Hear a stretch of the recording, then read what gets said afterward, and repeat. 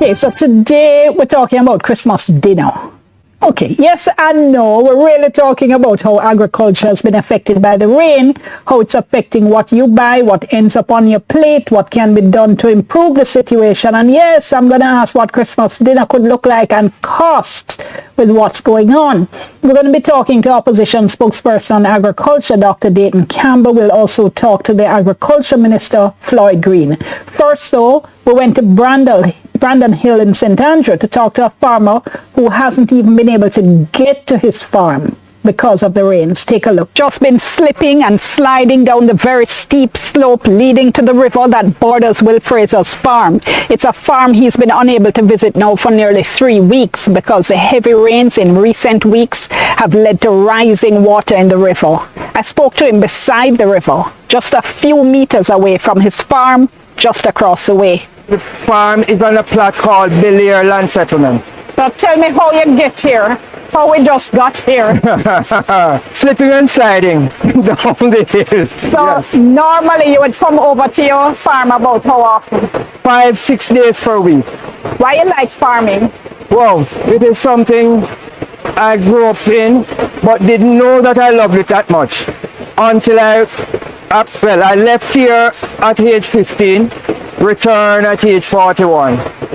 So then I started farming. You started farming at 41? Yes, but even while living in Kingston, I still do a little gardening at home because I used to grow my callaloo and yam and other stuff. So what made you decide to go all in at 41? Wow. Well, the land is here, wasn't being used, and it is already paid for, taxes being paid on it, so I said just makes sense that I utilize it. So what do you farm? Coffee, fruit crops such as lychee, oranges, paki, avocado, apple, and a lot of other stuff, nestberry as well. And you've been making your living from farming now how long? For the last 30 years I've been making a living from it. But I used to sell ice cream in the right up until 2018 I stopped selling ice cream.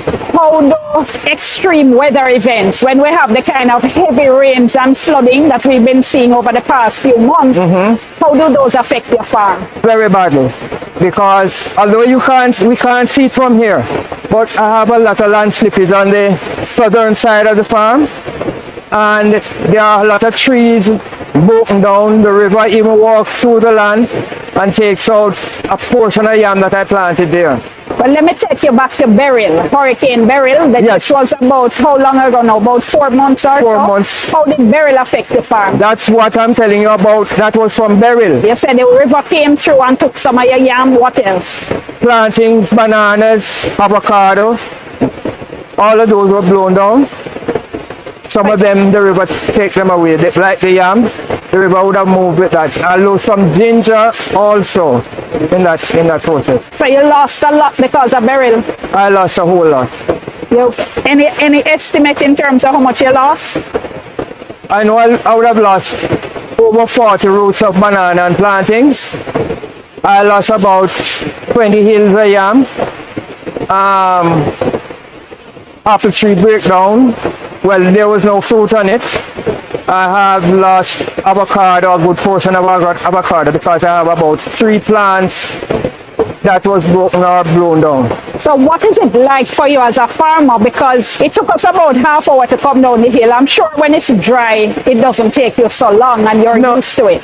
But you have to come down this hillside to get to your farm every day. You put in so much work. And then when you have a storm or heavy rain, to lose so much, how does that affect you? It's draining on the pocket, because then I have to find material to replant. For instance, like the plantings and bananas, I have to be replanting in order to keep the crop going. Well, can't tell what is happening presently, so I'm yet to do an estimate for this one. But apart from the financial problems it creates, how does it feel seeing so much of your work just wash out? I take that in stride. I know we're gonna gain sometimes and we're gonna lose something. So I can't look at what is gone. I can only look at what I can do to better myself for the future. It's just part of the life, It is part. part of the farming life. Yes, it is. So right now it's been raining up here now for how long? From June, but especially since the latter part of October up to presently, it's been raining. As you see the river here, I'm unable to cross this. And how long then have you been to, since you've been to your farm? 18 days. And what does that mean for a farmer? If you can't visit your farm for 18 days? I'm going to lose some things. I'm going to lose some things. But after the loss, you pick up and start again. And that's the life of a farmer. We are always picking up and restarting. We are resilient in that department. It's only a pity that we are not given the recognition that we are entitled to. With the 3 weeks of rain, what do you think you may have lost? When you finally get to go over, what you think it's going to look like? Bananas, plantings, possibly some fruit crops. I know I have oranges on tree. I don't know what I'm going to see now, because orange, as soon as water starts catching it, they burst open and fall.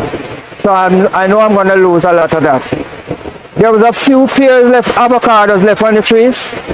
Those I know they're gone. So some of the stuff that you would have been able to reap and sell, gone. Most of them. I hear you talk about picking up and going again. Yes. After a rain like this, what do you have to do on the farm to come back? Cleaning. And if there are any trees broken down, cut them up, get them out of the immediate farm. And well, grass will be growing, because with the rain, it's like medicine to the grass, so they grow naturally. We have to go in, clean those, and get out whatever plants are broken down in there, and restart. So you work on the farm, you don't have no help? There is shortage of help in the island, that is one, and nobody in the community working for anybody. And if you go outside looking help, it's hard to find. So if you want, I am alone. In fact, for the past 12 to 14 months, it's me alone. No one has ever visited my farm since then, unless somebody is helping me to carry something out. so how you manage? I do what I can do. I do what I can do, because you can't do more than you can. I hear you. I know people always say our farmers are very independent, and I hear that when I hear you talk. But is there any kind of help or assistance you would want? They're not going to build me a bridge for this. I am alone here, so nobody's going to build me a bridge, and that's the help I would want. More than anything else, that is what is most important to me right now, getting to and from my farm. I know I won't be able to continue this for a long time, because at my age, plenty of people have retired long ago. You mind my asking how old are you? Oh, 73, and my next birthday, which is the 18th of this month, I'll be 74. You do not look 74. Pardon me? You do not look 74, Mr. Thank you. Thank you. So is crop insurance something you've ever looked at? I have been looking at it. In fact, I've been asking, we have a farmers group in the community, and I've been asking the farmers group to consider crop insurance, because I have the contact for a gentleman from, I think it is Grace something, I don't quite remember, but I have his contact, and I'm asking them if they are interested, if I could invite the person in to talk about the ins and outs of crop insurance and what benefits there are for us.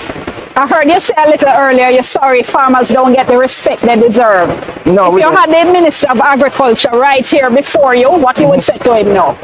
I would ask him to pay more attention to farmers and what we do for the country. And if they pay more attention to farming, this can help the country get out of the hole that it's in right now. What kind of attention though, when you say you want more attention?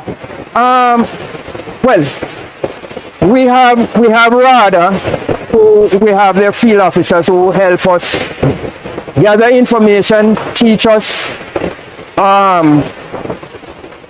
more productive way to do business. At the same time, I think they need to stop, for instance, my coffee. I have been slaving in coffee from 92, and I am not getting the proper returns. If the government should stop granting license for people to import coffee into the island, we would have a better living here.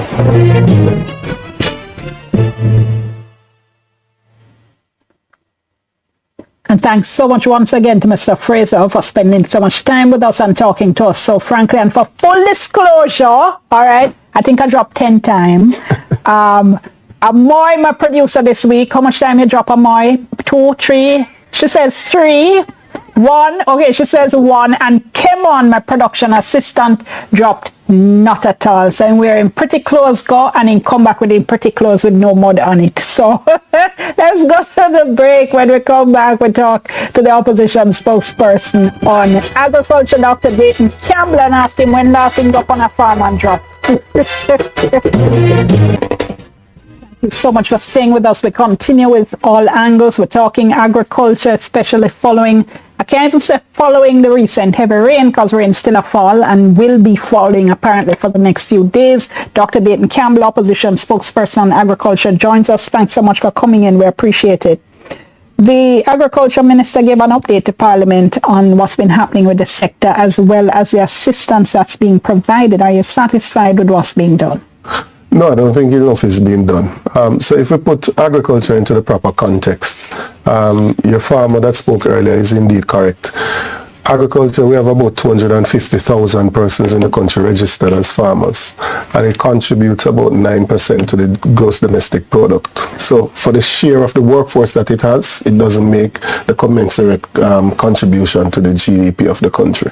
So clearly, we need to change the perception surrounding agriculture from where persons look at it as something that you do when you can't do anything else. So from where growing up, they told us that you have to go to school and study and then go on to university. And if you fail this, then you can go and try farming. So they didn't put agriculture as a career choice for us. And so we have to change that. In terms of some of the problems that we're having with agriculture itself would be access to land, access to get to the land, funding to do the farming, which serves as a barrier to a lot of persons from entering. We're talking about irrigation. Only 12% of the arable lands in Jamaica are currently irrigated. Predial lasting, crop insurance, storage, marketing, all of those issues. So when you have a situation like what is occurring now and going into the Christmas period, you would have seen former president of JS, Leonard Fulton, saying that we're going to have a shortage of some of the items, especially the vegetable items, so cabbage, lettuce and those things, because post-burial, farmers had gone out and put back some of that into production, but with this heavy rain now, it has destroyed some of them, because the vagaries of weather will affect farmers either way. Understood, so when there's but I'd drought, ask you what else you wanted done though? You said you weren't satisfied. Right. So I don't think enough is being done to proactively plan for what is happening. So from one extreme of having drought to the other extreme of having too much water. And I don't think enough is being done to mitigate against those situations. And additionally, I don't know if the ministry has taken note of what the needs are of the country and put the adequate preparation in place, because what we've seen is an almost 80% increase in the importation bill into the country, which means that we are not producing enough. We are relying more on imports than we are on local production. Before you go on, because I'm trying to drill down into what you're saying, you said you don't think enough is being done to plan. Yes. And you spoke about drought to for the weather events, yes. So what though? So the point I'm making is that if you're in a tropical country like we are, you know that you're going to have drought, and then just because of climate change, you know you're going to go to the other extreme, you're going to have rain and flooding.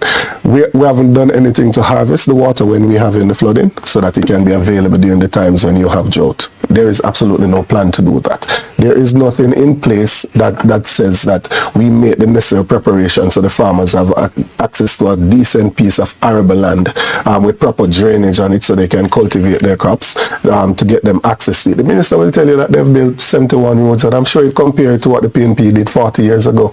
But I took more steps when I was 5 than when I was 1. So as you move on in life, you're expected to do more. Hold on, because what is happening is that you're giving me 1 million points, and I'm just trying to follow through to see where they lead. So again, let me go back from the drought to the flood. So you are saying you want to see water harvesting for the specific purpose of irrigation? Yes. Only 12% of the arable lands in Jamaica currently have irrigation. You're not going to get the production that you want if that situation is So what is it you're suggesting specifically? So I'm saying when you have, like no, when No, you but I have all of understand this that, range, you know, but you have I'm to- saying what is it you are saying you would do, for instance, if you were agriculture minister to change? You have to put measures in place Like what? to harvest that water. No, I'm not going to go into all of the details of You what see, we have to do. that's the thing, because it's easy to get up and say, we need to do X, we need to do Y, we need to do Z, but then when I say, how are you going to do that, and you say, okay, we're not getting into that. Yeah, because it's also easy for somebody to take your ideas and then pass it off as their own. Yeah, but otherwise, why would I take you seriously, though, if I'm asking you and I can't get any?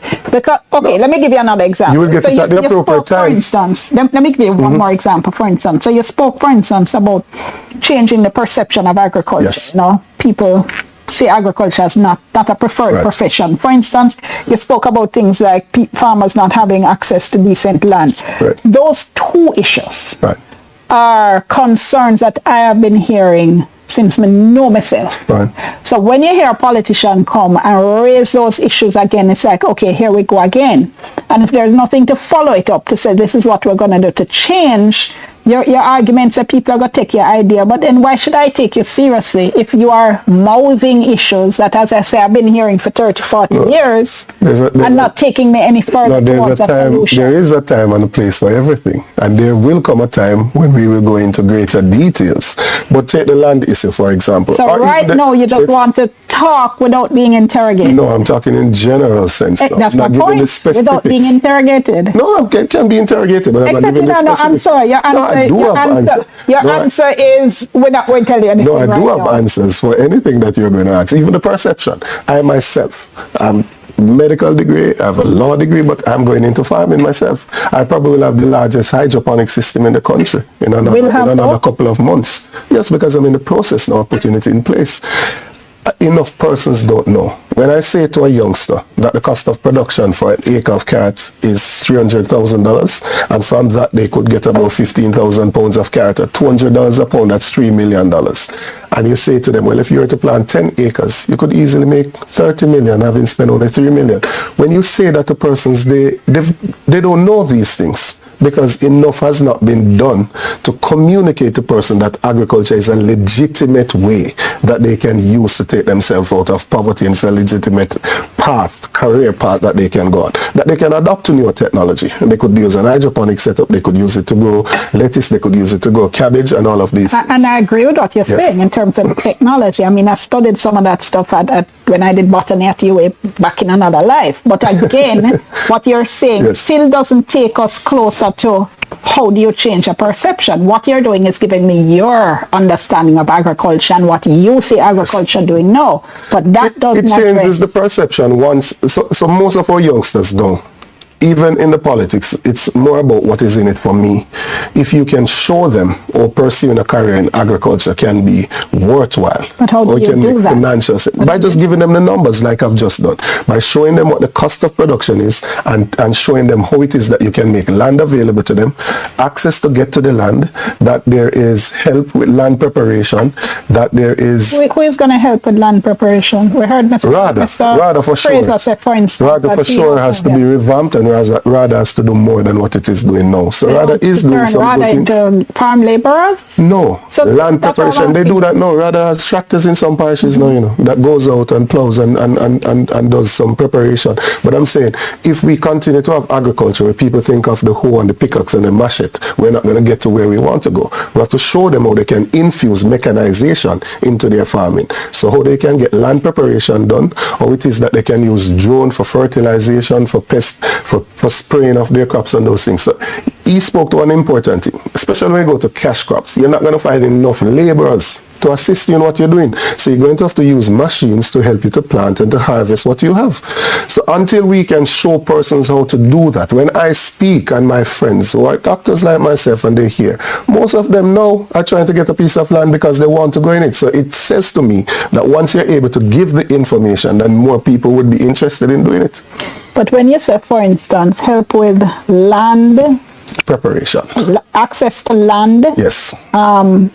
Access to, so for instance, again, giving people land has long been a politician's promise. And when I say politician, you understand I'm not meaning you in particular. I mean any politician who gets up on a campaign stage promises to give out land. Our greatest production though for Irish was when we had land lease. And then when we were able, the last time we were able to take an item out of the importation basket of the country was under former Minister Roger Clark in the last PNP administration. We took out Irish and he was moving on to take out onion. And that's because of the production in agri-parks, right? So the government is the largest holder of land in the country. You know? So you have to look at those land, do the necessary soil testing, understand what will grow best in the different areas and make the plots of land available with the necessary irrigation and the access to get to it so you can have the mechanization by bringing in these equipment in there to do the work and how you make it accessible to persons. So the example I gave earlier, if it takes 300,000 for 1 acre of carrot, if a youngster is going to try and plant 10 acres, they're going to need $3 million. That is going to be a barrier to some of them.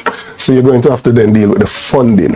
How do we get the access to funding? So what I'm working on, again, I'm not going to all of the details, but what the model that I'm working on is how we can make it available to them and they can make the repayments out of their production, out of their produce, the sale of their produce. One of the concerns, though, is that when you talk about mechanization generally works best on flat land, arable land. Yes. Many of our farmers, for instance, Mr. Fraser, prime example, farm on the hills, farm up in the hills. So that's something we've gotten wrong. We have given housing, a lot of the arable land, agricultural land has been taken over by housing, and we have moved the farmers into the hill when we should move the residents up into the hill and leave the flat land on the plains for the farming. We have a lot of sugar land. Sugar is no longer doing as well as it used to. There are doubts as to whether or not it will ever return. So you have a lot of idle lands that are there that are flat, some of them even with irrigation. Why haven't we done the necessary soil testing? Why haven't we put those lands into production of different crops? Jamaica has so many items. Yes. Hold that thought, John. Jax Miller still have with us in this segment. Opposition spokesperson for Agriculture, Dr. Dayton Campbell. In a short while, we'll be talking to the Agriculture Minister, Floyd Green, as well. So let's talk about way forward then, because one of the questions I would ask is, are we seeing a transformational vision for agriculture? Right. So I'm saying I don't think agriculture is getting the primacy that it should get. I don't think it has ever gotten it, really. And I think as opposed to have our economy being so reliant on, say, remittances and tourism, you see what is what's your vision? It is much better if we were to get more persons involved in agriculture and increase participation, get persons adopting to newer technologies and increase our local production. You're saying a whole lot of stuff that sounds good enough. No, but I'm going further. No, I'm going further. I'm going further. So I'm saying, I think that we have to look at our importation bill. It's at roughly $1.4 billion now. We have to look at the items that are there. We know what we use per year, you know, and we have to put those things into production. I can't see why we can't take Irish potato out of the importation basket. I can't see why we can't take onions out of the importation basket. So some of these things are affected when you have the heavy rains, right? And in those situations, you understand the need for importation.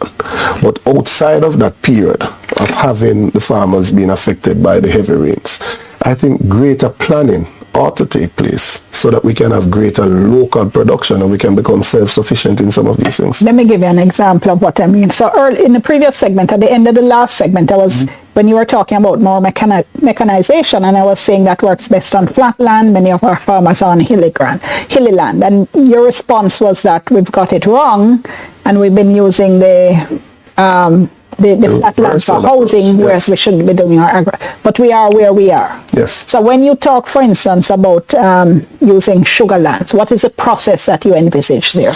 So I'm saying most of these lands that are still owned by the government, I'm saying you have a lot of flat land that we used to use to plant sugar cane. Sugar is no longer king, and I doubt that it will ever become king again.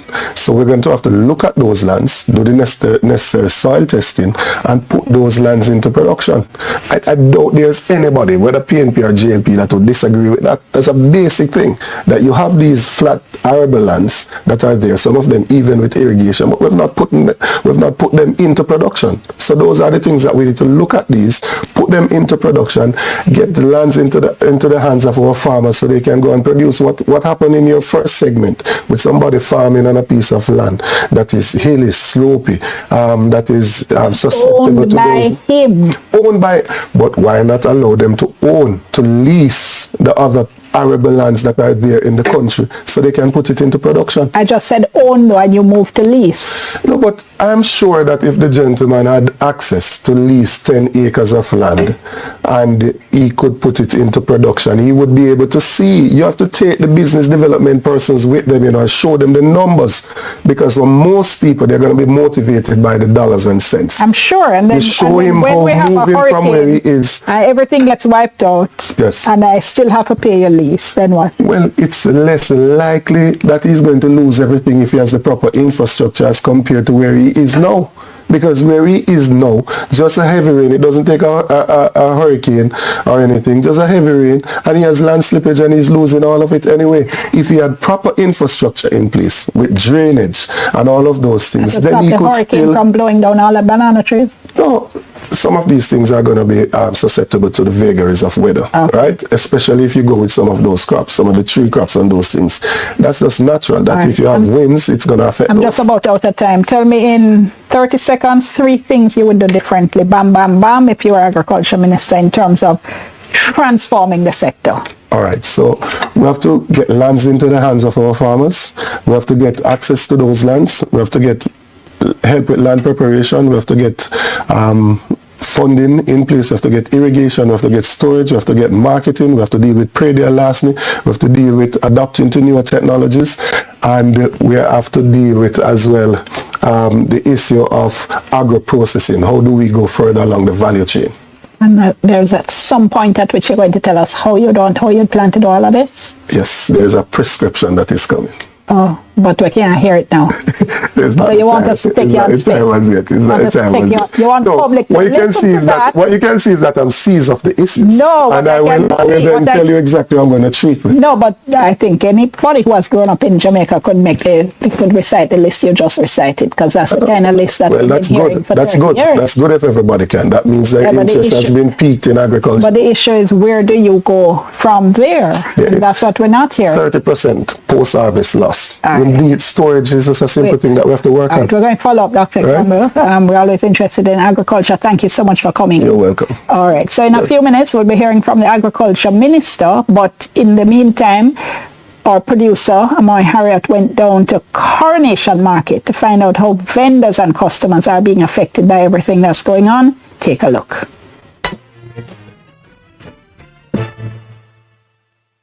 There's a popular saying, when it rains, it pours. Not only has it been pouring on farmers, but also market vendors who depend on the farmers' supplies, and ultimately Jamaicans who depend on that very market produce. Now I'm here at the Coronation Market in downtown Kingston. I've spoken to a few vendors so far about the availability and the prices of goods subsequent to the ongoing rainfall.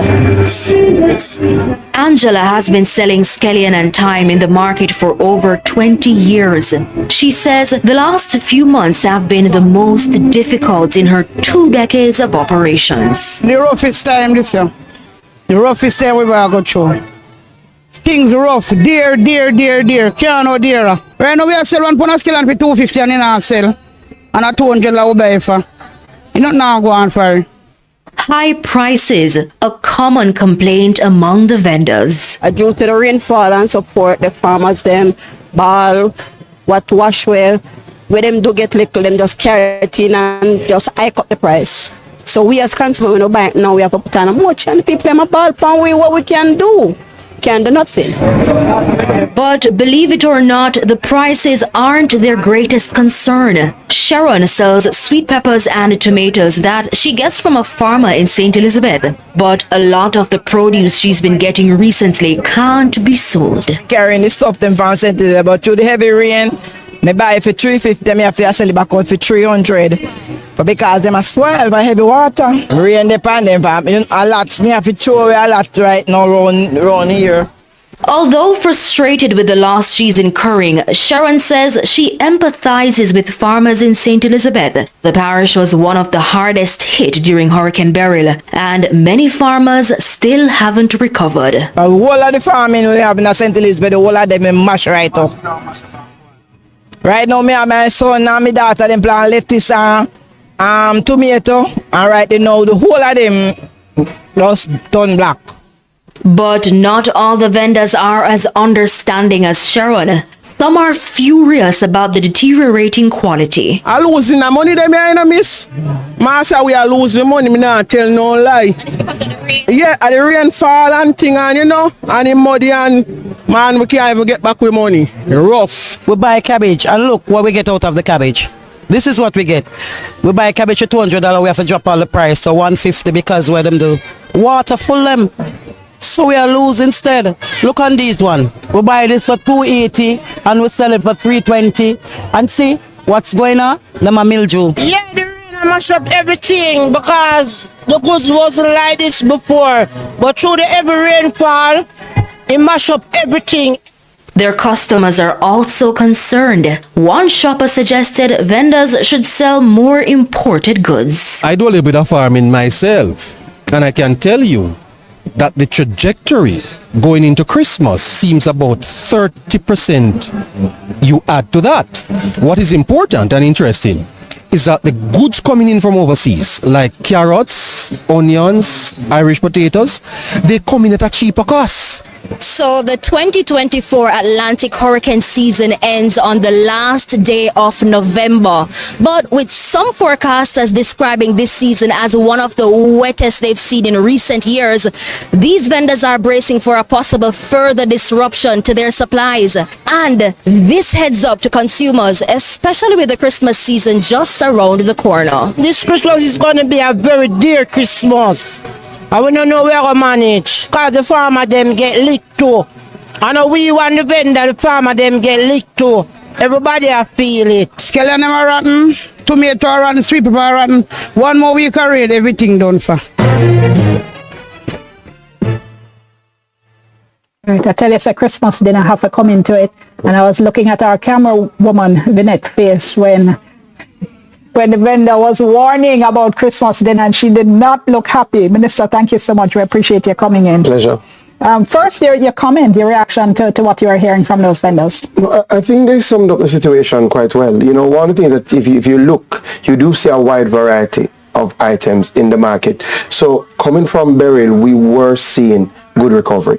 Our farmers really went out there. That's one thing about Jamaican farmers. You know, you pick them up and lick them down, they bounce right back. I mean, they're very, very resilient. They get up and they keep moving. And I think some of the intervention that we had through the ministry and through RADA would have helped us kind of bounce back and put back, especially some of our vegetable lines or sweet pepper or cabbage. But when the rains come and the time at which the rains come, if you just track the projections, it's when our farmers were now ready to harvest or would have put in, would have outlaid, and with the harvesting time coming in, talk to a number of our farmers that just got their first reap, and now they're going through trying to salvage, trying to take out what they can, but excess water leads to significant spoilage. So what the vendors are saying is a reflection of what is happening. A lot of the produce are coming back. We have a diversity of produce, but the quality now is deteriorating because of the rain. So, you know, when we sent the RADA team out into the fields after Raphael, we said to them, walk with some of the chemicals, because normally after a hurricane, you have, after a tropical storm, you have the onset of fungus, bacteria. So if you can provide the chemicals to the farmers, so that is not a barrier for them to start spraying to try and reduce some of that fungal load, then we'll be able to get better quality stuff. But again, it's work in progress, because unfortunately, and you said it earlier, the rain hasn't stopped. So even if we're saying to the farmers, listen, we're going to provide you with some chemicals once they go out there, unless we get a little break from the rain, it really affects the quality of the produce. So what is being reflected is some of the challenges that we're facing, quite frankly. All right, want to pick up on some. You said you're looking at concrete. Yeah, those are one of the things that we've been looking at. So even in this year, the Farm Road program, when we redid the Farm Road program, we said, let us put more allocation to a single road. So it means that so last year we did 71 roads. This year we said, let's do 50 roads. Ensure that they have the drains, ensure that they have the culverts if they need it, so that they can withstand, ensure that where you need asphaltic concrete, Barber Green, you use that. So even though it's more expensive. But the other thing that we've been looking at is that we've been looking at some farm roads in other countries, and they use concrete variants, right? And what it does, it gives them a more durable road. Clearly, we sat down with the team here, we sat down with one of our concrete providers, and we looked at about 3 options, right? Cost is clearly important. And what we're doing now is that we've identified 3 areas that we're going to pilot a sort of variant to see, is it durable enough? How does the cost point come out? And then coming from that, we will see if we can incorporate that into the Farm Road program, because clearly one of the things that we've been very big on is increasing access. So, over the years, we've increased our Farm Road budget significantly. In fact, we went up about 1 billion before COVID, then it went back down. Now this year we're doing about 800 million. So we're getting to do more roads, but we also want to ensure that the roads are durable. The other thing that, like I met with some coffee farmers the other day, Coffee Growers Association, the team came, and they said, Minister, give us a mix. So we don't need to do all chip and spray. We don't need to do all Barber Green. Sometimes what we need is the road graded, rolled, some drains done, and regular maintenance of that. Which 3 areas you're looking at for the concrete road? What we're doing is one in each county. So we're doing something in Clarendon. I think we've identified that area in St. Elizabeth, and something in the hills of St. Andrew. What we're trying to do is different terrains as well, right? So I think in St. Elizabeth we're looking at a swampy terrain. In Clarendon, I don't remember. In St. Andrew, it's coffee roads. So we're trying to see how they do in different climatic conditions and different terrains. Okay, the whole issue now of the sector as a whole, because the opposition spokesperson Dr. Campbell was talking about the perception of the sector, which, as I said to him, has been an issue for a long time. But really and truly, when you think agriculture in 2024, we're still not hearing anything that sounds like transformation that young people would be attracted to. I don't know if you saw our first segment, the farmer interviewed was saying, none of young people then want to come to agriculture. So we are seeing more young people coming to agriculture. In fact, we've seen a decline in the average age of the farmer. Jamaica now has the lowest average age. It's still in the 40s. But we're seeing more young people come in. But what they're going in is different. Youngest of what? Huh? You said Jamaica has the youngest average age of a farmer across the region. So normally it's 50s, 60s in some countries.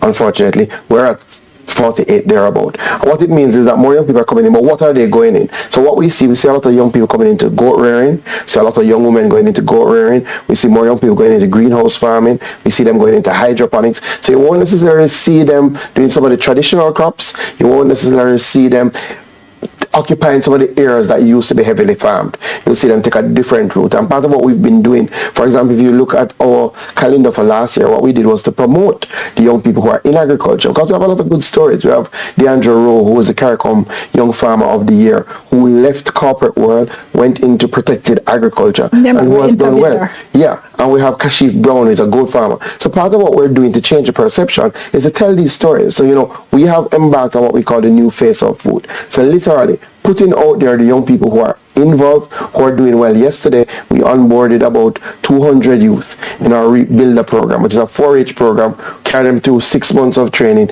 These are young people who are already in agriculture, and what we're saying to them is, this is the business side now. We're going to carry it through, we're going to give a certification, we're going to give you 100,000 at the end of the time to expand your business. We've introduced a pitch competition that you can get up to $1 million now to expand your business. So, you have to break it down. So there's still overall a perception issue, but the way we will change it will take time. But we started that. It's about using the young people that you see getting involved, putting them out there and telling that story. And we've started that process. It seems though, because I can understand them being attracted to the hydroponics, to the aspects that use the technology and so on. But where does that leave us in terms of the traditional crops, in terms of the kinds of traditional farms? Are we expecting those to just die out? No. And again, they're using hydroponics to grow some of the things. I understand. Right? Vegetables and yeah, so on. but what you find, like, let's take my constituency. The young people who see that there is a way to make money from agriculture, come into agriculture. So a lot of the youth gravitate towards agriculture. What we have to do is remove some of the barriers. And we've been doing that. So for example, we have set out on a robust water harvesting program, right, where we do retention ponds. We've done major retention ponds in areas that were prone with drought. So we did one in Hindstone in St. Anne. What that does, we bring the community together. We go in as the RADA team. We do all the work. We give you the pond line, we excavate, and so that when the rains come, as now, they have that water to use in the times of drought. How many of those though? Because again, Dr. Campbell's raising that as an area he says not enough is being done in. Well, so that is happening now, and I think part of the challenge is that even when we look to criticize, we don't take the time to look to see what is happening. We just throw criticisms. We don't appreciate the transformation is happening, and some people just can't see it. So we've already done 5, and those are what we do with groups of farmers. So one retention pond, and these are major ponds, will impact maybe 30, 40, 100 farmers. And what they do, they bring their pumps. In some instances, we provide a pump that is jointly used. And we continue to do that. And I say to farmers who are listening, we do that on a group scale and on a small scale. So if you're an individual farmer, what the program that we have now, you do the excavation, we will provide you with the pond liner, because the pond liner is normally prohibitive in cost. And we've helped at least 30 or more farmers in that program that we've been doing for the past year. So that is happening. Irrigation, we have set out on the largest expansion. Sorry, before you go on. 30 though, I can imagine as being extremely significant to the 30 who are involved. Sounds like a drop in the bucket in the overall scale. So what's the plan to ramp up the scale? So the plan is to continue. So we didn't have some of these programs before, right?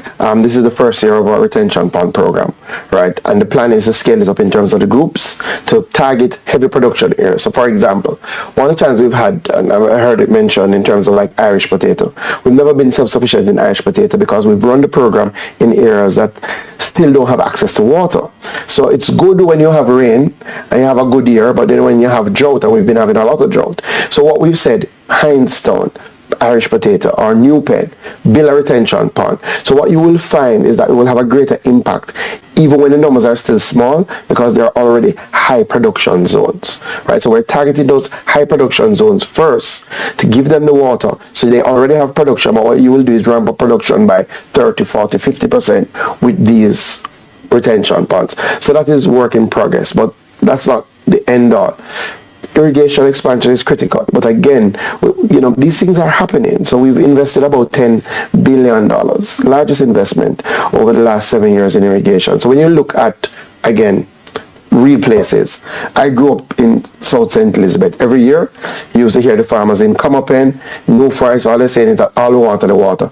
Give us the water, we do the farming. Just like you hear the farmers in Flaggerman saying now, in my constituency, and that's why we're going to do the Pedro Plains irrigation scheme. But Essex Valley, spoken about it for decades. It's happening now. So if you go in Essex Valley, the pipes have been laid, 5 wells have been dug. We've done road network throughout, so farm road networks, over 100 kilometers of farm roads. Now we're going to put in the pumps. Essex Valley will come on stream in another year. So those farmers, literally, they can see, they can touch. And the difference, Dion, we're not just doing the irrigation, because again, we've learned.